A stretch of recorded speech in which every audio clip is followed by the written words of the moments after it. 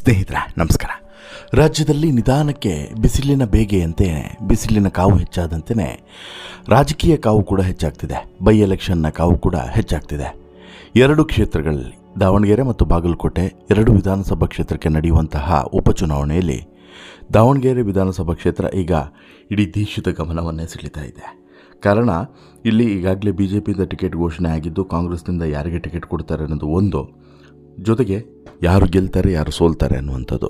ಈಗಾಗಲೇ ಈ ದಾವಣಗೆರೆ ದಕ್ಷಿಣ ವಿಧಾನಸಭಾ ಕ್ಷೇತ್ರವನ್ನು ಕಾಂಗ್ರೆಸ್ನ ಭದ್ರಕೋಟೆ ಅಂಥೇಳಿ ಈಗ ಶಾಮ್ನವರು ಒಂದು ರೀತಿಯಲ್ಲಿ ಸಾಬೀತು ಮಾಡ್ಕೊಂಡು ಬಂದಿದ್ದರು. ಆದರೆ ಈ ಬಾರಿ ಏನಾಗುತ್ತೆ ಅದು ವೆರಿ ಇಂಟ್ರೆಸ್ಟಿಂಗ್.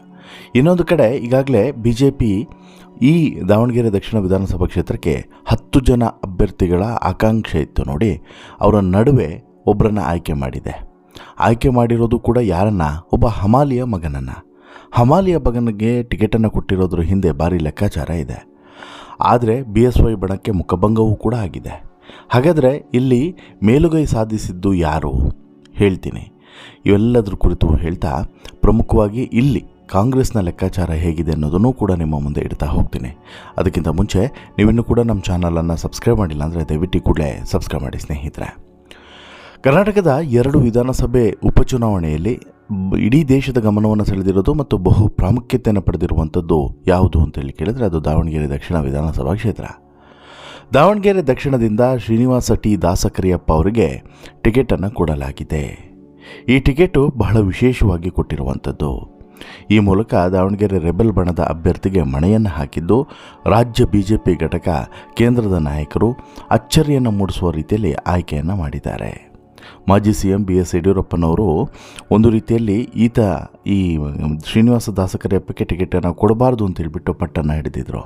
ಆದರೆ ಯಡಿಯೂರಪ್ಪನವರ ವಿರೋಧಿ ಬಣದ ನಾಯಕನಿಗೆ ಟಿಕೆಟನ್ನು ಕೊಡೋದ್ರ ಮೂಲಕ ಭಾರೀ ಸಂಚಲನವನ್ನು ಸೃಷ್ಟಿಸಿದ್ದಾರೆ. ಜೊತೆಗೆ BJPಯಲ್ಲಿ ಎಲ್ಲವೂ ಕೂಡ ಸಾಧ್ಯ ಅನ್ನೋದ್ರ ಜೊತೆಗೆ ಇಲ್ಲಿ ಒಂದು ಏನು ಲೆಕ್ಕಾಚಾರ ಇತ್ತು ಅಂತ ಹೇಳಿದ್ರೆ, ರೇಣುಕಾಚಾರ್ಯಗೆ ಟಿಕೆಟನ್ನು ಕೊಡಬೇಕು ಅಂತ ಹೇಳಿಬಿಟ್ಟು BSY ಬಣದ ಲೆಕ್ಕಾಚಾರ ಇತ್ತು. ಬಟ್ ಆದರೆ ಬೇಡ, ಅಲ್ಲಿಯ ನಾಯಕನಿಗೆ, ಅಲ್ಲಿ ಪಕ್ಷಕ್ಕಾಗಿ ದುಡಿದವನಿಗೇ ಟಿಕೆಟನ್ನು ಕೊಡೋಣ ಅನ್ನೋದ್ರ ಮೂಲಕ ಸರ್ಪ್ರೈಸನ್ನು ಕೊಟ್ಟಿದ್ದಾರೆ ಅಂತಲೇ ಹೇಳಬಹುದು. ಇನ್ನು ಈ ಶ್ರೀನಿವಾಸ ದಾಸಕರಿಯಪ್ಪ ಅವರಿದ್ದಾರಲ್ಲ, ಇವರೇನು ಸಾಮಾನ್ಯ ವ್ಯಕ್ತಿ ಅಲ್ಲ. ಇವರಿಗೆ ಟಿಕೆಟ್ ಕೊಟ್ಟಿರೋದೇ ವಿಶೇಷ ಮತ್ತು ಟಿಕೆಟ್ ಕೊಡುವಂಥ ಸಂದರ್ಭದಲ್ಲಿ ಭಾರಿ ಲೆಕ್ಕಾಚಾರವನ್ನೇ ಹಾಕ್ಕೊಂಡು ಕೊಟ್ಟಿದ್ದಾರೆ. ಇನ್ಫ್ಯಾಕ್ಟ್ ನಿಮಗೆ ಗೊತ್ತಿದೆಯೋ ಗೊತ್ತಿಲ್ವೋ ಗೊತ್ತಿಲ್ಲ, ಇಲ್ಲಿ ಒಬ್ಬ ಹಮಾಲಿಯ ಮಗ ಈ ಶ್ರೀನಿವಾಸ್ ಅವರು. ಹೌದು, ಶ್ರೀನಿವಾಸ ದಾಸಕರಿಯಪ್ಪ ಅವರ ತಂದೆ ಟಿ ದಾಸಕರಿಯಪ್ಪ ಅವರು ಜನತಾ ಪರಿವಾರದ ನಾಯಕರಾಗಿದ್ದರೂ ಕೂಡ ಟಿಕೆಟ್ ಘೋಷಣೆಯಾದಂತಹ ಹಿನ್ನೆಲೆಯಲ್ಲಿ ಶ್ರೀನಿವಾಸ್ ಅವರ ತಂದೆ ದಾಸಕರಿಯಪ್ಪರವರನ್ನು ನೆನೆದು ಭಾವುಕರು ಕೂಡ ಆದರು. ನನ್ನ ತಂದೆ ಹಮಾಲಿ ಆಗಿದ್ದವರು ಬಡವರ ಸೇವೆ ಮಾಡೋದಕ್ಕೆ ರಾಜಕಾರಣಕ್ಕೆ ಬಂದರು, ತಂದೆಯ ಮಾರ್ಗದಲ್ಲೇ ನಾನು ಕೂಡ ನಡೀತೀನಿ ಅನ್ನುವಂಥ ವಿಚಾರವನ್ನು ಹೇಳ್ತಾರೆ. ಇನ್ನು ಸಹಜವಾಗಿ ಎಲ್ಲರೂ ಕೂಡ ಟಿಕೆಟ್ ಘೋಷಣೆ ಆದ ಬಳಿಕ ಇವರಿಗೆ ಕಾಲ್ ಮಾಡಿ ವಿಷಯವನ್ನು ಕೂಡ ತಿಳಿಸ್ತಾ ಇದ್ದಾರೆ. ಜೊತೆಗೆ ಯಾರಪ್ಪ ಈ ಶ್ರೀನಿವಾಸ ದಾಸಕರಿಯಪ್ಪ ಅಂತ ಹೇಳಿಬಿಟ್ಟು ಸರ್ಚ್ ಕೂಡ ಹೆಚ್ಚಾಗಿ ನಡೀತಿದೆ. ದಾವಣಗೆರೆಯ ಸ್ಥಳೀಯ ನಿವಾಸಿಯಾದಂಥ ಶ್ರೀನಿವಾಸ್ ಅವರು ಮಾಹಿತಿ ತಂತ್ರಜ್ಞಾನ IT ವಿಭಾಗದಲ್ಲಿ ಪದವಿಯನ್ನು ಪಡೆದಿದ್ದಾರೆ. BJPಯ ನಿಷ್ಠಾವಂತ ಕಾರ್ಯಕರ್ತ ಅನ್ನೋದರಲ್ಲಿ ಎರಡನೇ ಮಾತೇ ಇಲ್ಲ. ರಾಜಕೀಯ ಪ್ರವೇಶಕ್ಕೂ ಮುನ್ನ ಕೃಷಿ, ಉದ್ಯಮ ಮತ್ತು ಸಮಾಜ ಸೇವೆಯಲ್ಲಿ ಸಕ್ರಿಯರಾಗಿದ್ದರು. ದಾವಣಗೆರೆ ನಗರಾಭಿವೃದ್ಧಿ ಪ್ರಾಧಿಕಾರದ ಮಾಜಿ ಅಧ್ಯಕ್ಷರಾದಂತಹ ಟಿ ದಾಸಕರಿಯಪ್ಪ ಅವರ ಪುತ್ರ ಇವರು. ರಾಜಕೀಯ ಹಿನ್ನೆಲೆಯೂ ಕೂಡ ಇದೆ ಅನ್ನೋದರಲ್ಲಿ ಏನು ಡೌಟ್ ಇಲ್ಲ. ಕಳೆದ 20 ವರ್ಷಗಳಿಂದ BJP ಪಕ್ಷದ ವಿವಿಧ ಜವಾಬ್ದಾರಿಗಳನ್ನು ನಿರ್ವಹಿಸಿದ್ದಾರೆ. ಸಂಘಟನಾ ಚತುರ ಅನ್ನುವಂತಹ ಹೆಗ್ಗಳಿಕೆಯೂ ಕೂಡ ಇದೆ. ಕಳೆದ 3 ವರ್ಷಗಳಿಂದ ರಾಜ್ಯ ST ಮೋರ್ಚಾದ ಉಪಾಧ್ಯಕ್ಷರಾಗಿ ಕೆಲಸವನ್ನು ಮಾಡ್ತಾ ಇರುವಂಥ ಇವರು ಅದಕ್ಕೂ ಮುನ್ನ 5 ವರ್ಷಗಳ ಕಾಲ ದಾವಣಗೆರೆಯ ಜಿಲ್ಲಾ BJP ಉಪಾಧ್ಯಕ್ಷರಾಗಿ ಪಕ್ಷವನ್ನು ಬಲಪಡಿಸುವಂತಹ ಪಾತ್ರವನ್ನು ವಹಿಸಿದರು. ರಾಜಕೀಯ ಮಾತ್ರವಲ್ಲದೆ ಸಾಂಸ್ಕೃತಿಕ ಮತ್ತು ಸಾಮಾಜಿಕ ಕ್ಷೇತ್ರಗಳಲ್ಲೂ ಕೂಡ ಶ್ರೀನಿವಾಸ ಸೇವೆಯನ್ನು ಸಲ್ಲಿಸಿದ್ದಾರೆ. ಇನ್ನು ಪ್ರಮುಖವಾಗಿ ಇಲ್ಲಿ ದಾವಣಗೆರೆ ಸಮೃದ್ಧಿ ಸಹಕಾರ ಸಂಘದ ಉಪಾಧ್ಯಕ್ಷರಾಗಿ ಸೇವೆಯನ್ನು ಸಲ್ಲಿಸಿರುವಂತಹ ಶ್ರೀನಿವಾಸ್ ಅವರಿಗೆ ಸಮುದಾಯದ ವಿವಿಧ ಸ್ತರಗಳ ಜನರ ಜೊತೆಗೆ ನಿಕಟ ಸಂಪರ್ಕವನ್ನು ಹೊಂದಿದ್ದಾರೆ. ಇನ್ನು BJPಯಲ್ಲಿರುವಂಥ ಮಾಜಿ ಸಂಸದ GM ಸಿದ್ದೇಶ್ವರ ಹಾಗೂ ಮಾಜಿ ಸಚಿವ ರೇಣುಕಾಚಾರ್ಯ ಈ 2 ಬಣಗಳೊಂದಿಗೂ ಕೂಡ ಉತ್ತಮವಾದಂಥ ಸಂಬಂಧವನ್ನು ಕೂಡ ಹೊಂದಿರೋದ್ರಿಂದ ಇಲ್ಲಿ ಎಲ್ಲೋ ಒಂದು ಕಡೆ ಪ್ಲಸ್ ಆಗಬಹುದೇನೋ ಅನ್ನುವಂಥದ್ದು ಲೆಕ್ಕಾಚಾರ. ಇನ್ನು ಕಾಂಗ್ರೆಸ್ನ ವಿಚಾರಕ್ಕೆ ಬರೋದಾದರೆ ಕಾಂಗ್ರೆಸ್ನಲ್ಲಿ ಇನ್ನೂ ಕೂಡ ಗೊಂದಲ ಮುಂದುವರಿದಿದೆ. ಒಂದು ಕಡೆ ಇಲ್ಲಿ ಶಾಮ್ನೂರು ಮೊಮ್ಮಗ ಸಮರ್ಥಗೆ ಟಿಕೆಟನ್ನು ಕೊಡಬೇಕು ಅನ್ನುವಂತಹ ಇರಾದೆ ಇಡೀ ಮಲ್ಲಿಕಾರ್ಜುನ್ ಫ್ಯಾಮಿಲಿ ಮತ್ತು ಓವರಾಲ್ ಶಾಮ್ನೂರು ಫಾಲೋವರ್ಸ್ ಯಾರಿದ್ದಾರೆ ಎಲ್ಲರದ್ದು ಕೂಡ ಆಗ್ರಹ ಆಗಿದ್ದರೆ, ಮತ್ತೊಂದು ಕಡೆ ಮುಸ್ಲಿಂ ಸಮುದಾಯದೇ ಪ್ರಮುಖವಾದಂಥ ಪ್ರಾಬಲ್ಯ ಇರುವಂಥ ಕಾರಣಕ್ಕೋಸ್ಕರ ಅಬ್ದುಲ್ ಜಬ್ಬಾರ್ ಇಲ್ಲಿ ಟಿಕೆಟನ್ನು ಪಡಿಬೇಕು ಅನ್ನುವಂಥ ಪ್ರಯತ್ನವನ್ನು ಮಾಡ್ತಾ ಇದ್ದಾರೆ. ಹಾಗಾಗಿ ಸ್ವಲ್ಪ ಗೊಂದಲ ಹೆಚ್ಚಾಗಿದೆ. ಒಂದು ವೇಳೆ ದಾವಣಗೆರೆ ವಿಧಾನಸಭಾ ಕ್ಷೇತ್ರ ಸಾಂಪ್ರದಾಯಿಕವಾಗಿ ಮುಸ್ಲಿಂ ಮತದಾರರನ್ನೇ ದೊಡ್ಡ ಸಂಖ್ಯೆಯಲ್ಲಿ ಹೊಂದಿರುವಂಥ ಕ್ಷೇತ್ರ ಆಗಿರೋದ್ರಿಂದ ಅವರಿಗೆ ಹೆಚ್ಚು ಒಲವನ್ನು ತೋರುವಂಥ ಸಾಧ್ಯತೆ ಇತ್ತು. ಬಟ್ ಇಲ್ಲಿ ಅಭ್ಯರ್ಥಿ ಯಾರು ಅನ್ನೋದನ್ನು ತೀರ್ಮಾನ ಮಾಡೋಕ್ಕೆ ಆಗದಷ್ಟು ಕ್ಲಿಷ್ಟವಾಗಿರೋದು ಯಾಕೆ ಅಂತ ಹೇಳಿದ್ರೆ, ಶಾಮನೂರು ಮೊಮ್ಮಗ ಅಂತ ಕಾರಣಕ್ಕೆ.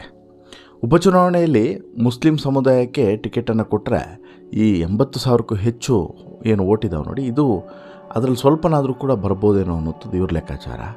At the same time Shamanur ಫ್ಯಾಮಿಲಿಯನ್ನು ಎದುರಾಕೊಂಡು ಕಾಂಗ್ರೆಸ್ ದಾವಣಗೆರೆಯಲ್ಲಿ ಅಧಿಕಾರಕ್ಕೆ ಬರೋದಕ್ಕೆ ಸಾಧ್ಯವಿಲ್ಲ ಅನ್ನೋದು ಕೂಡ ಕಾಂಗ್ರೆಸ್ಗೆ ಅರಿವಿದೆ. ಹಾಗಾಗಿ ಭಾರಿ ಗೊಂದಲಕ್ಕೆ ಈಗ ಎಡೆ ಮಾಡಿಕೊಟ್ಟಿದೆ ಅಂತಲೇ ಹೇಳ್ಬೋದು. ಇನ್ನು ದಾವಣಗೆರೆ ಅಂದ ತಕ್ಷಣ ನೆನಪಾಗೋದೇ ದಾವಣಗೆರೆಯ ದಣಿ ಅಂತಲೇ ಕರೆಯಲ್ಪಡುವಂಥ ಶಾಮನೂರು ಶಿವಶಂಕರಪ್ಪ.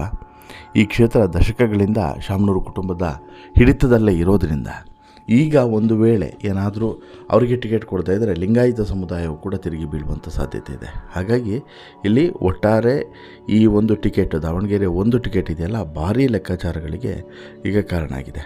ಇನ್ನೊಂದು ಕಡೆ ವಿನಯ್ ಕುಮಾರ್ ಕತೆ ಏನು ಅನ್ನುವಂಥದ್ದು. ವಿನಯ್ ಕುಮಾರ್ ಅವರು ಬಿ ಜೆ ಪಿಗೆ ಹೋಗೋದು, ಬಿ ಜೆ ಪಿಯಿಂದ ಸ್ಪರ್ಧೆ ಮಾಡೋದು ಅನ್ನೋಂಥ ಲೆಕ್ಕಾಚಾರದಲ್ಲಿದ್ದರು. ಯಾಕಂತ ಹೇಳಿದ್ರೆ ಕಾಂಗ್ರೆಸ್ಸಿಂದ ಸಾಧ್ಯ ಇಲ್ಲ ಅನ್ನೋದು ಅರಿತಿರುವಂಥ ವಿನಯ್ ಕುಮಾರ್ ಈ ರೀತಿಯಾದಂಥ ತೀರ್ಮಾನಕ್ಕೆ ಬಂದರು. ಬಟ್ ಬಿ ಜೆ ಪಿನೂ ಕೂಡ ಕೇರ್ ಮಾಡಲಿಲ್ಲ. ಈಗ ಅನಿವಾರ್ಯವಾಗಿ ಸ್ಪರ್ಧೆ ಮಾಡೋದೇ ಅಂತ ಆದರೆ ಪಕ್ಷೇತರವಾಗಿ ಸ್ಪರ್ಧೆ ಮಾಡಬೇಕು ಅಥವಾ ಬೇರೆ ಯಾವುದೋ ಒಂದು ಪಾರ್ಟಿಯ ಸಿಂಬಲ್ನಲ್ಲಿ ಸ್ಪರ್ಧೆ ಮಾಡಬೇಕಾಗ್ತದೆ. ಬಿ ಜೆ ಪಿ ಅಥವಾ ಕಾಂಗ್ರೆಸ್ಸು ಟಿಕೆಟ್ ಕೊಡುವಂಥ ಚಾನ್ಸಸ್ ಇಲ್ಲ. ಬಿ ಜೆ ಪಿ ಹೇಗೂ ಇಲ್ಲ, ಕಾಂಗ್ರೆಸ್ ಅಂತೂ 99% ಇಲ್ಲ. ಹಾಗಾಗಿ ಬಹುಶಃ ವಿನಯ್ ಕುಮಾರ್ ಅವರ ಮುಂದಿನ ನಿರ್ಧಾರ ಏನು ಅನ್ನೋದ್ರ ಮೇಲೆ ದಾವಣಗೆರೆ ರಾಜಕೀಯ ಪರಿಸ್ಥಿತಿಗಳು ನಿರ್ಧಾರ ಆದರೂ ಕೂಡ ಅಚ್ಚರಿ ಏನಿಲ್ಲ ಅನ್ನೋದು ಕೂಡ ಸತ್ಯ. ನೋಡೋಣ ಏನೆಲ್ಲ ಆಗುತ್ತೆ ಅಂತ ಹೇಳ್ಬಿಟ್ಟು. ಒಟ್ಟಾರೆ ನಿಮಗೇನು ಅನಿಸುತ್ತೆ ಸ್ನೇಹಿತರೆ, ಇಲ್ಲಿ ದಾವಣಗೆರೆಯ ಈ ಡೆವಲಪ್ಮೆಂಟ್ಗಳನ್ನು ನೋಡ್ತಾ ಹೋದಾಗ ಏನು ಅನಿಸುತ್ತೆ, ಯಾರು ಗೆಲ್ಬೋದು, ಯಾರಿಗೆ ಟಿಕೆಟನ್ನು ಕೊಟ್ಟರೆ ಸೂಕ್ತ ಕಾಂಗ್ರೆಸ್ನಿಂದ, ಓವರಾಲ್ ಆಗಿ ದಾವಣಗೆರೆಯ ಪರಿಸ್ಥಿತಿ ಹೇಗಿದೆ ಅಂತೇಳಿ ನಿಮಗೆ ಅನಿಸುತ್ತೆ? ನೀವು ಕೂಡ ದಾವಣಗೆರೆಯವರಾಗಿದ್ದರೆ ದಯವಿಟ್ಟು ಕಮೆಂಟ್ ಮಾಡಿ ತಿಳಿಸಿ. ಹಾಗೆಯೇ ಈ ಸ್ಟೋರಿ ಇಷ್ಟ ಆಯಿತು ಅಂತ ಹೇಳಿದ್ರೆ ಲೈಕ್ ಮಾಡಿ, ಶೇರ್ ಮಾಡಿ, ಚಾನಲ್ಗೆ ಸಬ್ಸ್ಕ್ರೈಬ್ ಆಗೋದನ್ನು ಮರಿಬೇಡಿ. ಧನ್ಯವಾದ.